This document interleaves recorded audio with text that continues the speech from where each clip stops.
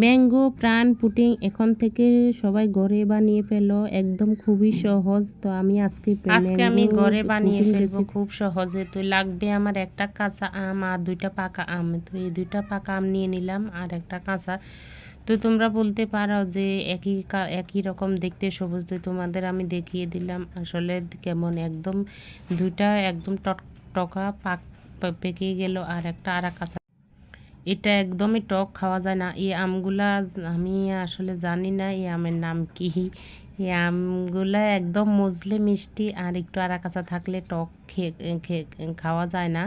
তো এখানে ম্যাঙ্গো পুডিংটা বানাতে কাঁচা পাকা দুটাই লাগবে। তো এখানে আমি কড়াইতে নিয়ে নিলাম কেটে, আটিটা রেখে তারপরে আমগুলো ছোট ছোট করে কেটে এখন আমি সিদ্ধ করে নেব। তো তোমরা প্রথম থেকে শেষ পর্যন্ত দেখবে, খুব সহজ। তো তোমরা আর বাইরে জুস খেতে মন চাইবে না, এভাবে ঘরে খুব সহজে জুস বানিয়ে সংরক্ষণ করেও নিতে পারো। আর তোমরা মন চাইলে অতিথি আপ্যায়নে এই জুসটা রেখে দিতে পারো, খুবই মজাদার।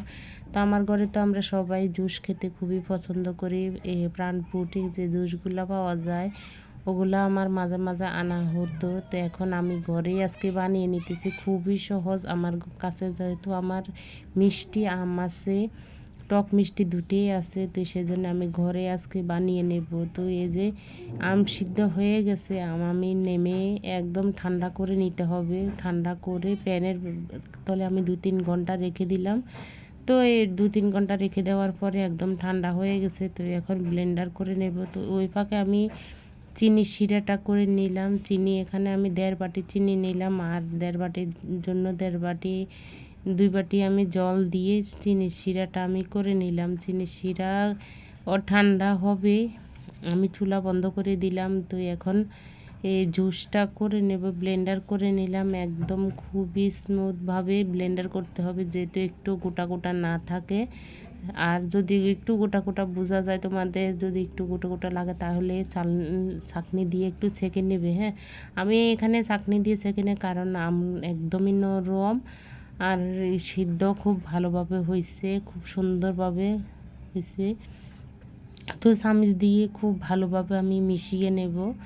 তো তোমরা যদি সংরক্ষণ করতে চাও তাহলে কি এভাবে অনেক দিন নর্মাল ফ্রিজেও বোতলে রেখে দিতে পারো। তো এখন আমার এই যে দেখো, একদম বোতলে জুস যেগুলো পাওয়া যায়, একদম ঘন না পাতলাও না, ওই রকম ভাবে আমি করে নিলাম, তোমাদের দেখিয়ে দিতেছি। খুব সুন্দরভাবে হয়েছে জুস। তো এখন আমি ফ্রিজে রেখে দিব, নর্মালে রেখে দেব, প্রায় 2-3 ঘন্টা রেখে দেব। 2-3 ঘন্টার পরে এখন আবার নিয়ে আসছি, নিয়ে এসে এখন আমি গ্লাসে ঢেলে নেব। ঢেলে তারপরে আমরা খাবো জুস। জুস বলো প্রোটিন, একদম খুবই সহজ আর খেতে ভীষণ মজা। ছোট বড় সবাই কিন্তু তোমরা খেতে পারো, বানানো ইজি, খেতেও ভালো হয়।